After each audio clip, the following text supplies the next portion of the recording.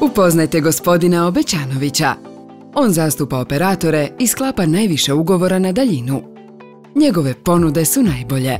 Munjevita internet brzina, beskonačne besplatne minute, tisuće besplatnih programa.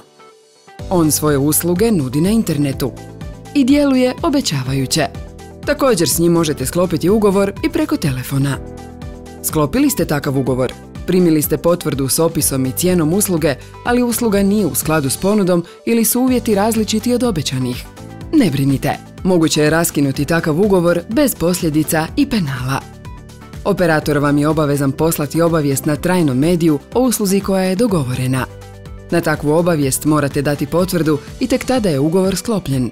Potvrda se može dati poštom, e-poštom, SMS-om ili plaćanjem prvog računa. Ako iz bilo kojeg razloga niste zadovoljni, ugovor možete raskinuti ne navodeći razloge u roku 14 dana od dana kada ste dali potvrdu svoje suglasnosti nakon primitka pisane obavijesti ili u roku od godinu dana ako niste primili nikakvu obavijest. HAKOM